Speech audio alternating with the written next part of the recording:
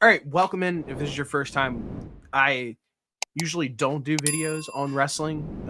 We've talked about it a little bit here and there, but I now that we are going to be entering into WrestleMania season, I think it's probably I always wanted to make videos on wrestling. I think it's probably the best time to want to cover it, to want to jump into it, to talk about what's going on. And with what happened this past weekend with Survivor Series, I wanted to one talk about the Dom Mysterio John Cena match because it was one of my favorites that I've seen so far since coming back into the space. And I wanted to talk about Survivor Series as a whole, not in depth, but as a whole. The first thing that I wanted to talk about is one, how I got back into wrestling. It was last year's Royal Rumble. I used to watch wrestling probably from like I was born in 1996, so probably from like the late 90s to the year 2009, and I took a break from 2010 to this past year at the Royal Rumble, and I just really fell in love with it again. Raw went back on Netflix. I'm a big Travis Scott fan, as you can see in the back with some of the stuff on the wall. And Travis walked out with Jey Uso, so that caught my attention. Then the first big PLE of the year comes back, and I watch it. Watched the Women's Royal Rumble and Men's Royal Rumble. I thought it was amazing. And obviously then like Elimination Chamber and the entire nine. You guys know how the WrestleMania season goes. And the first person that really drew me back into wrestling was Roxanne Perez. I think that she's incredible. I like that she's a young gunner. I didn't realize how young she was when I first started watching. You could see that I have some stuff up on the walls here, signed figures, some signed pictures. I just think she's the next young goat up and coming, and love what obviously happened this past weekend at Survivor Series. But just as a reintroduction to who I am and what I'm doing. My name's Stevie, obviously, for the people who are used to seeing me on this channel. The new watchers of this channel, nice to meet you. But Roxanne really drew me back in, and then obviously the 2006 John Cena run. I have some sort of vetted interest in being a John Cena fan as well, and watching his entire Last Time Is Now tour play out over its entirety has been amazing. So this year as a whole, like, get to see some old stuff that old faces that I really love, and then some new faces like a Roxanne Perez that really drew me back into wrestling as a whole. What I want to talk about though is just at first is this Survivor Series War Games in San Diego. First baseball field, everything incredible. Love, like, the WWE never misses on its production.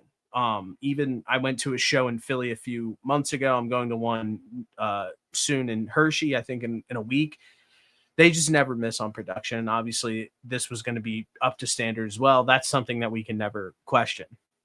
What I do want to question is, are these War Games matches? One, they're extremely long. Um, there's a lot of resources put towards them, and by resources I don't mean just like the second ring, the steel cages, the entire nine. I'm just talking about the wrestlers in said match. And I don't love the fact, I want to start with the women's match because that was the one that we kicked off the night with. um it was long, it was boring. It felt like there was real no stake. There's no real stakes in this match. It kind of felt thrown together and random, like a Lash Legend and Nia Jax getting thrown into this match. Just felt random. And then obviously the real angle that they're going into this with was the tag team angle with it, with the Kabuki Warriors on the other side, and then Charlotte and Alexa Bliss, and then Rio and Io. That seems to be the angle that they're trying to build up, is this women's tag division, which I'm okay with. Like I said, I'm a Roxanne fan, so seeing her and Raquel getting back in on the mix on that, completely fine with on the in the Raw after this PLE. But as a match as a whole, what's the point? AJ Lee and Becky Lynch. I love Becky Lynch. I think she's great. AJ Lee, I understand that she is a lovable character in the grand scheme of wrestling, but she has no business being in a match like this. She's not going to do any spots. She was on the ground for majority of this. There was really no action throughout the entire course of it. The coolest thing of the entire night was just Rhea's fit, dressing up as Art the Clown. I thought that was dope. Outside of that, the most memorable spot was the EO spot. But if you just rewatch it, It's slow. The heels gather into the middle of the ring very unnaturally, and then it takes a long time for her then to get lifted up by AJ Lee, to get lifted up by Rhea, hand the trash can to Io, and then Io obviously does something amazing off the cage, but it took so long and it was so unnatural, and the match was just bad. And then the ending to just have Becky Lynch submit to AJ Lee just seemed very predictable. If you're not willing to have, I look at some of the matches that the NXT women put on, or the young and hungry up and coming women put on.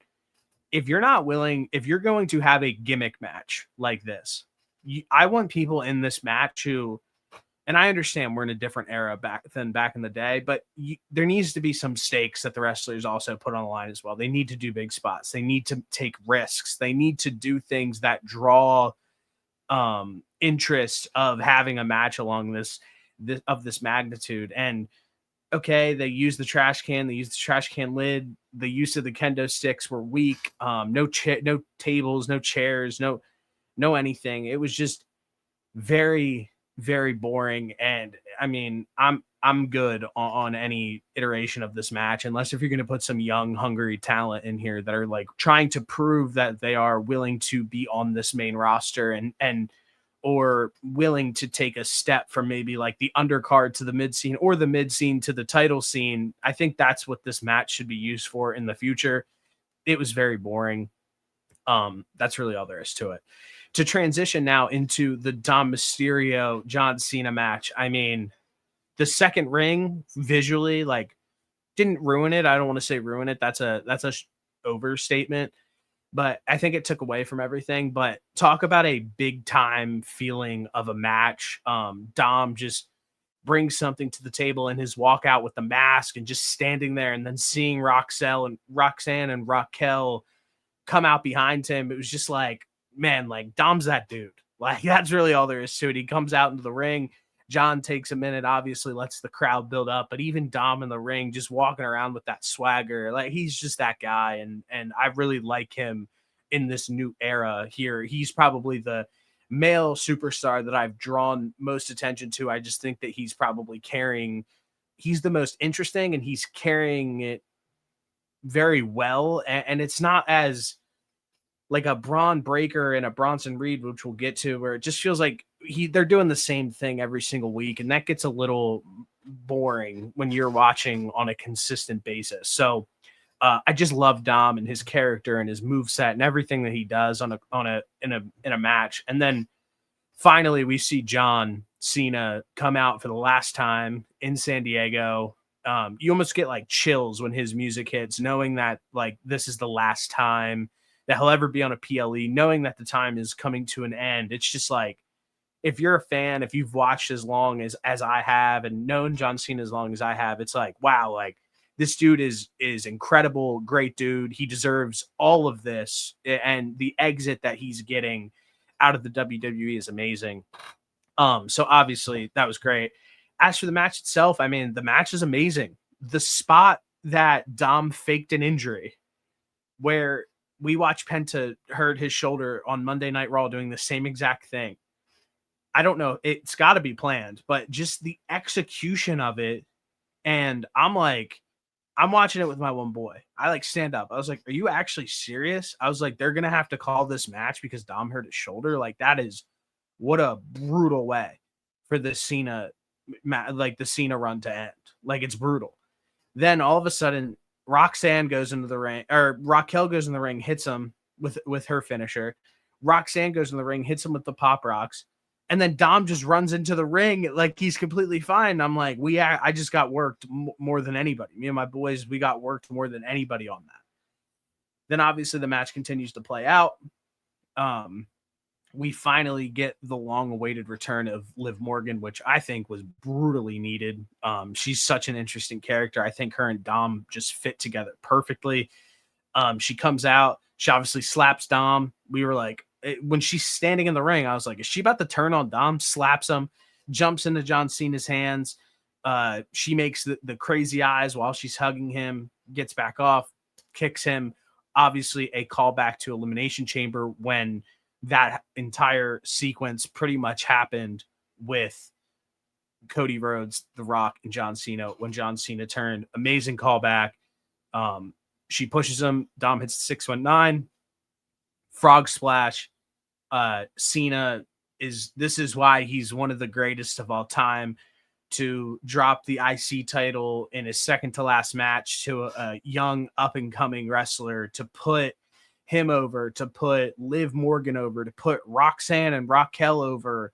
The women's division as a whole, I mean, absolutely incredible. It was probably one of my favorite matches of the entire year, just because I think Dom and John Cena, even the build up to it over the last month, I think it was just done perfectly. Probably one of my favorite feuds of the entire year for Cena. Everybody can complain all you want about this John Cena retirement tour and everything. I think the WrestleMania match was boring. I will say that. And I think that if you wanted to really nitpick and say that like the Brock Lesnar match was probably unnecessary, I would probably back you on that. Everything else though in this entire year, I think has been executed absolutely perfectly.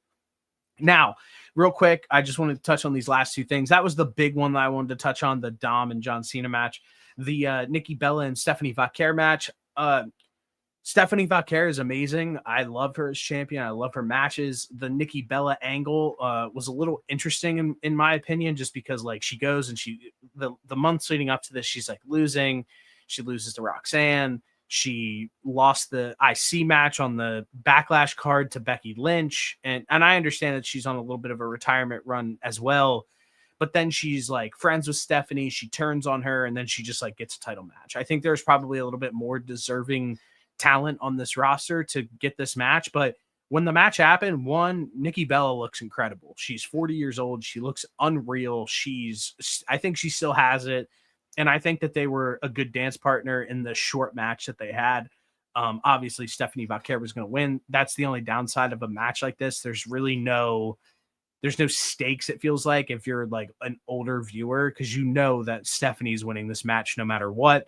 So shout out to Stephanie. I hope that they give her a true feud moving down the line with that lasts over a few weeks, which if you watch Monday Night Raw last night, it looks like that could potentially be Liv Morgan, which I think would be absolutely incredible.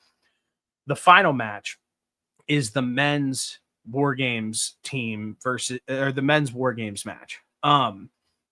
Since coming back, this is my first time watching the new age version of WarGames. I mentioned it at the beginning with the women's match. I'm going to mention it with the men's match as well, where nothing feels earned in this match in any way, shape, or form. It's slow. It's boring. The star power of this match is incredible, like across the board. And to think that you're not having your top talent like go for broke, go for big spots, do big things like they used to do back in the day. What's the point of doing this match then at that point? I understand you don't want people to get hurt, but even when I say it doesn't feel earned as well, like randomly, like CM Punk gets cut open. It didn't feel earned. Nothing happened yet in the match. He's just bleeding for no reason. It's just nothing was built up. Nothing happened. I guess from like a storytelling perspective, we have some hints to what the road to WrestleMania could be, but as a whole, these gimmick matches are brutal in my opinion. I went to Philly to watch Raw in person, and Paul Heyman cuts this like masterful promo to start the show with Braun Breaker. Jay comes out through the crowd and they're like, it's going to be a hardcore match. And what was put out that night in Philadelphia, the home of ECW, the home of hardcore, between Jey Uso and Braun Breaker was pitiful. And I look at what happened in these WarGames matches, and I have to think like what happened in these WarGames matches are absolutely pitiful. There's nothing wrong with having normal matches. I mean, Dom and John Cena was a normal match. It was incredible. Nikki Bella and Stephanie Vaquer was a normal match, and it was above average, I'd say, for the amount of time that they were allotted. To have these 40+ minute matches with the top talent in the WWE, and to just have nothing pretty much happen throughout the course of each of the women's match and the men's match, what's the point? Like, put people in there who are actually going to take risks, take shots, prove that they're willing to take that next step. Like, Roman Reigns doesn't need the War Games match, for example. Brock Lesnar doesn't need the War Games match. I think you probably cut people like that out, put them in maybe in a little bit different of angles, and put people in there that are Cody Rhodes doesn't need this match. Like, it's just weird. So put people in there who are actually willing to take risks. But this was probably one of my least favorite PLEs of the entire year. It was just bad. I don't know if other people feel that way. I try to stay offline during some things like this because I don't want like everybody else's opinion to sway how I feel about something. Like, if people really hated the Dom Cena match, it's like, well, I loved it, so like, screw you guys. But the rest of it, I just felt like was completely unnecessary. So let's retire this War Games idea. Or if you do, I think adding in people who are up and comers mixed with potential mid card talent and get an opportunity to peek through the lens of what could possibly be, and maybe run it back to back. So like, run like the women's, then run the men's, or like run the women's, then have a match in between, then run the men's, and then have a championship match as the main event. Like, Cody didn't defend his title on this PLE, CM Punk didn't defend his title on this PLE, Jade Cargill didn't defend her title on this PLE. It just seemed very like, what's the point of having all of those titles? It felt like back in the day, not to sound like an old head, but these main titles were always featured being defended on these big PLEs, and it feels like Survivor Series War Games is treated like that, like one of those big PLEs for the WWE, not just defend them on the two nighters like a SummerSlam or a WrestleMania. So I'm going to try to do these. I'm probably only going to do I'm probably going to do a lead up to Royal Rumble, reaction to Royal Rumble, but I wanted to put out the reaction to Survivor Series War Games and my reaction of the Dom John Cena match. Thank you guys. Hope you enjoyed. Like, comment, subscribe. I will be talking a little bit more wrestling on this channel as well. So thank you for watching. Enjoy.